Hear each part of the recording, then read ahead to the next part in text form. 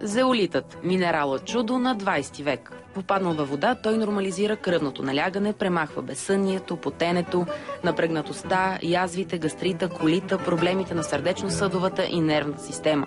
Лекува рак, стомашно-чревни разстройства, хипертония и неврози.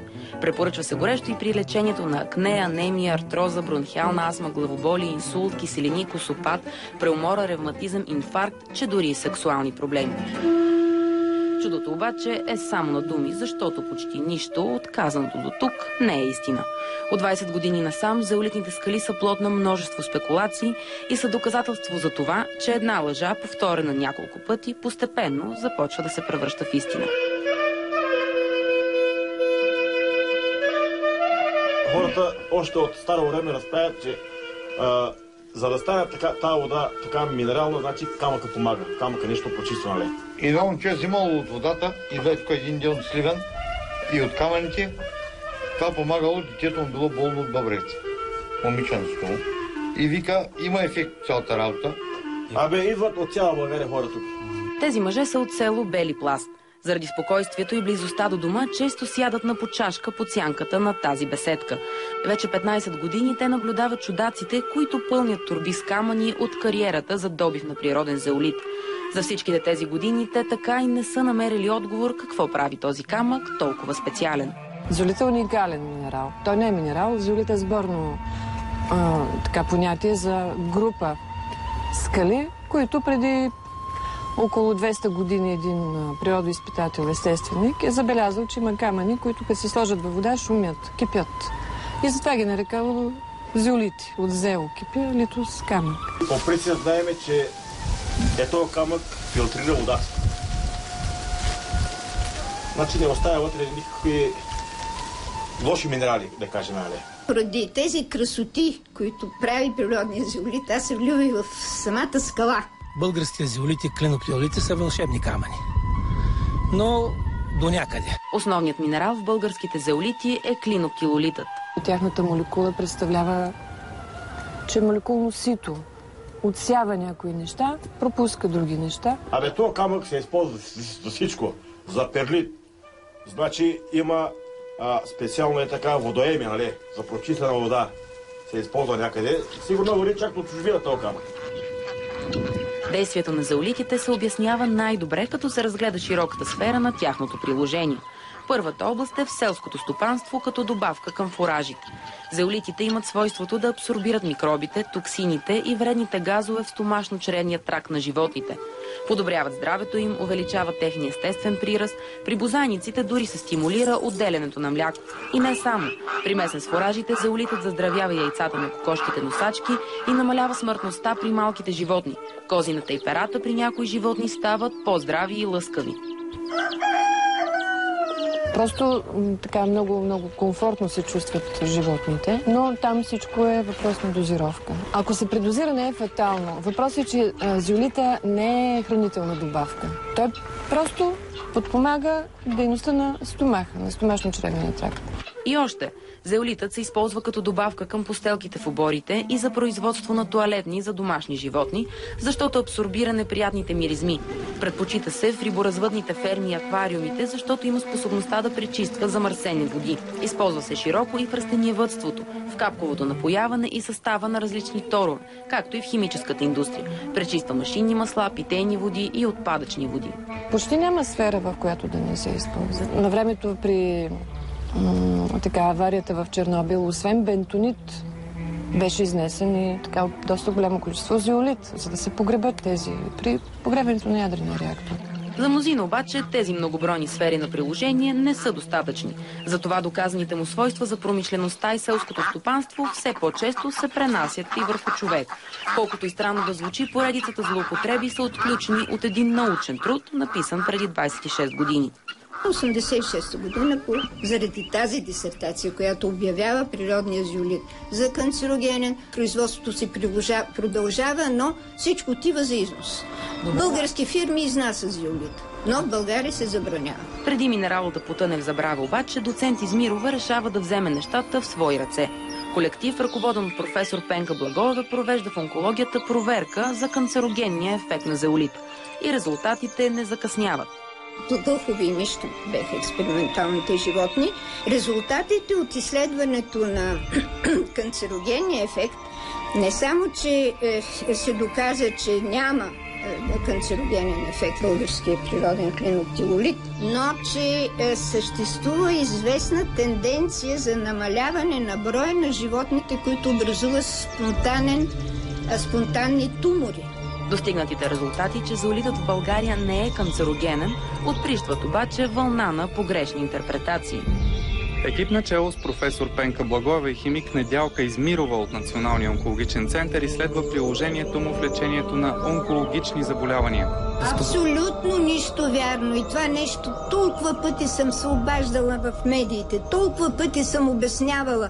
Няма такива изследвания изобщо. Нашето изследване беше да докажем, че природният зиолит не е канцерогенен. Народът тръгна от цялата страна към Бели пласт, където се намира едно от находищата.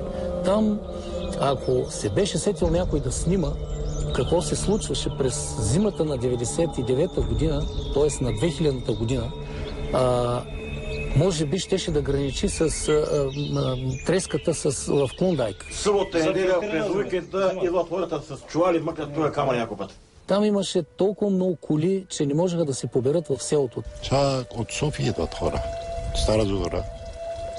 Винаги тук часове чакаме опашка за вода. До там стигнаха безобразията, че в пресата излезе една Христина. Тя е имала рак на тимуса и са й казали, че природният зиолит лекува рак на тимуса и тя през зимата, това ние съобщаваме, че водата не е радиоактивна и че природният зиолит не е канцерогенен, те обявяват, че водата е лечебна и че природният зиолит лекува рак. Има там кариера. От кариерата има така плочка синьо камък. От това, като се туши, като сложат вътре водата, уж помагал. И от тия камъни, от синьо камъни сложат отгоре и продават се. От Димитроград пазара, Димитроград и друго, къде съм минал, Кърджали съм минал.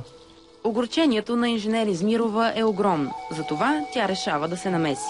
Аз отидох до Бели пласт. Кой го разпространява това нещо? Как може? Това е престъпление.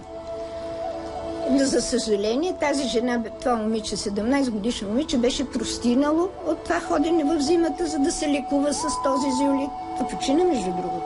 Тъкмо защото бяха казали, че той е лечебен по отношение на рак. Това са престъпници. Това е престъпление, което се върши в България. Нещата обаче не свършват до тук, защото в изследването на инженер Измирова централна роля е отредена не само на зеолита, но и водата в Бели пласт и околностите. Когато започнахме да изследваме естествената радиоактивност, от 15 чешми водата е под минимално доказуемата активност, което значи, че водата не е радиоактивна, а не, че е лечебна. Те имат две чешми тук в селото. Те друга вода не пият. Може да се пие така вода, но не трябва да се прекалява. Защото тази вода, попадайки в бъбреците, може да доведе до образуване на камъни, защото това е твърда вода. Излиза бистра хубава вода. Особено за бъбреците. Почиства. Даже имали сме случаи, хората викат, като пием една седмица от тази вода, долу имаме една чешма. Имали сме случаи, нали? Човека разправя, вика, с една седмица, като имам чувството, как вика, пяска се вари, вика вътре.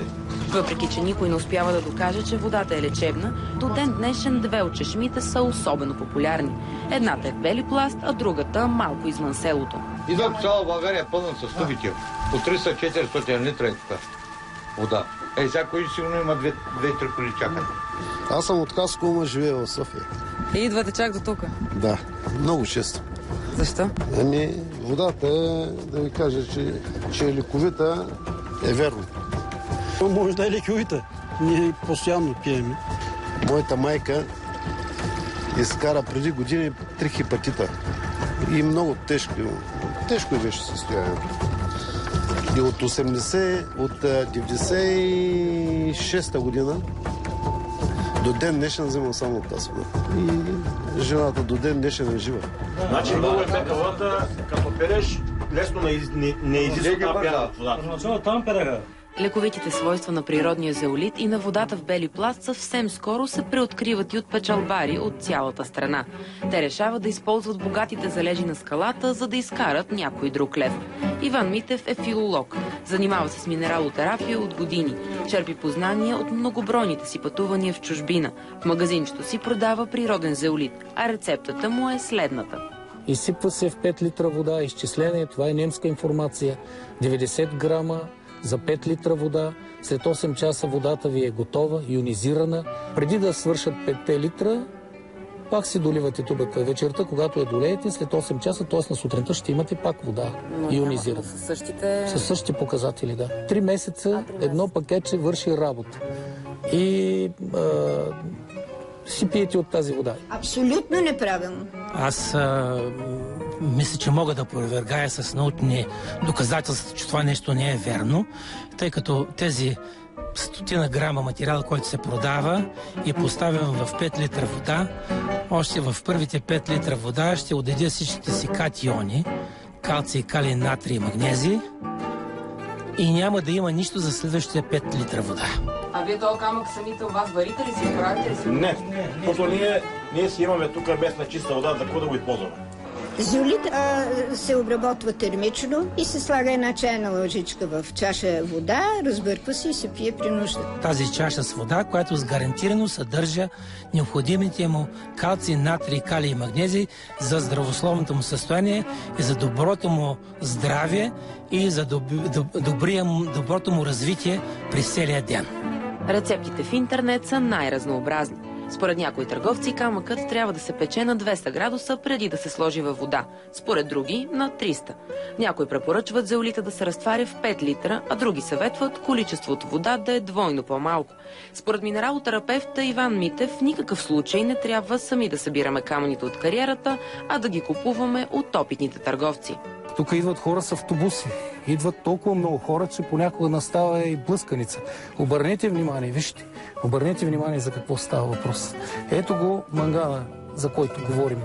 Толкова много точки има тук, толкова много красиви дендрити, клончета има, че този просто не се нуждае от коментар. Съдържанието на манган е в такива количества, които е благоприятстващо и за пиене, и за хранене, тъй като всички интелигентни хора знаят, че в агрономията се употребяват препарати, съдържащи манган, желязо, мед и цинк за лесно подхранване на растенията, като така наречените микроторови. Струнцианит плюс манган е равно на първо време на опадали зъби, после на опадала коса. На първо време. Това са лъжи. Всичките изследвания показват, че той е една от най-чистите суровини. Освен това, един химически анализ на българските зеолити, които аз познавам твърде добре в последните 35-40 години, няма отделени на такива катиони на стронцеви и манганови катиони, които могат да бъдат тровещи за организма. Злоупотребите обаче не свършва до тук. Продажбата на зеолит като хранителна добавка е забранена. От Агенцията по храните ни обясниха, че на пазара няма разрешени продукти със съдържание на клиноптилолит. Интернет обаче казва друго. От Агенцията по лекарствата също потвърдиха, че няма регистрирани лекарствени продукти със съдържание на зеолит. В интернет мненията отново не са еднозначни. Инженер Измирова държи патентите на основните продукти, съдържащи зеолит. Това изструва около 400 лева годишно. Въпреки честото предлагане, досега само една фирма и е платила за правата. Печалбата ми знаете ли колко беше? С тези патенти, с всичките тези неща и селото това проучване. Не достигна 50 лева за 5 години. Те просто се подиграха. Остана и още един въпрос. Може ли зеолитът действително да има лечебен ефект? Тук и търговци, и експерти са единодушни. За съжаление, в области, които на нас много ни се иска да го имаме като нещо, което може да ни помогне, именно става дума за фармацевтиката и за лекарствената сфера, той още не е така широко разпространен, той дори още неговите качества не са познати. Всички пият. Болни нямаме. Зеолитите могат да бъдат полезни в определена фаза на човешкото развитие, при определен вид болести на стомаха и червата, при определен вид болести на радиооблъчване, при определен вид болести на кожен рак. При стомашно-чревни разстройства и след лъчетерапия и химиотерапия. Но не просто като минерала чудо, който може да лекува всички видове болести по света. Нашите тук живеят над 100 години някои. Мисля, че от тая вода, сигурно.